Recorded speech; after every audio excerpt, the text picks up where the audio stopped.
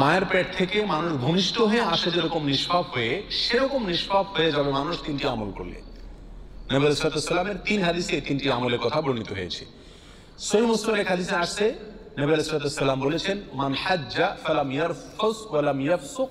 রাজাআ কায়াউমিন ওয়ালাদাতহু উম্মু। যে ব্যক্তি হজ করলো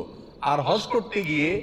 নারীঘটিত বা সেক্সুয়াল কোনো অপরাধে অন্যায় জড়ালো না, নিজের লজ্জাস্থানকে হেফাজত করলো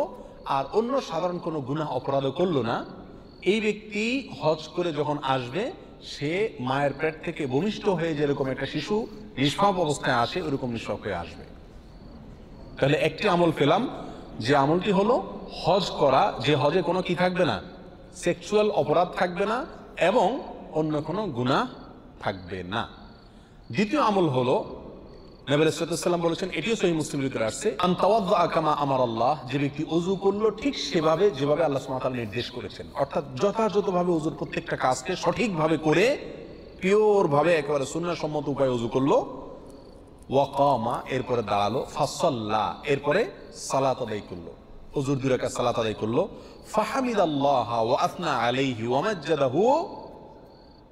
এরপরে সে আল্লাহর প্রশংসা করলো আর আল্লাহর গুণগান করলো, আল্লাহর স্তুতি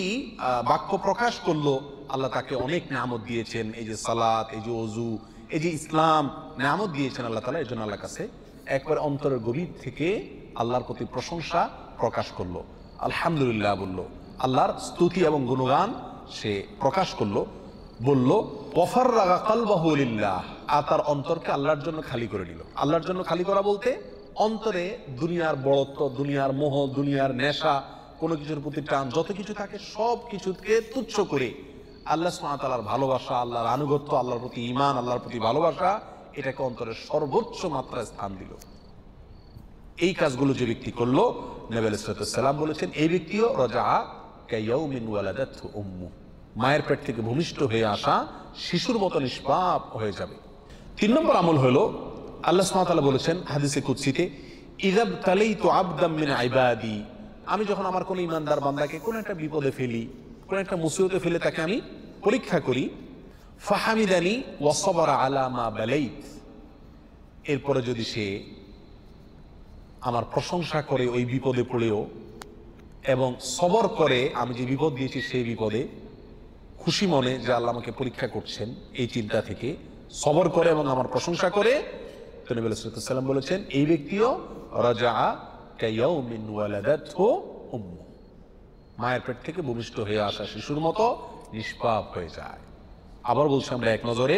3টি আমলের প্রথম আমলটি হলো হজ যদি কেউ করে যেখানে সেক্সুয়াল কোনো অপরাধ না থাকে এবং সেখানে অন্য কোনো অপরাধ না থাকে, অর্থাৎ ফ্রেশ হজ যদি কেউ করতে পারে। 2 নম্বর হলো যে ব্যক্তি ওযু করে সুন্নাহ সম্মত উপায়ে সঠিকভাবে, এরপরে সালাত আদায় করে, এরপর আল্লাহর প্রশংসা করে, গুণগান বর্ণনা করে, এরপরে অন্তরে আল্লাহ সুবহানাহু ওয়া তাআলাকেই একমাত্র স্থান দেয়, আল্লাহর জন্য অন্তরকে খালি করে, অন্য সব কিছুকে তুচ্ছ করে ফেলে নিজের অন্তর থেকে,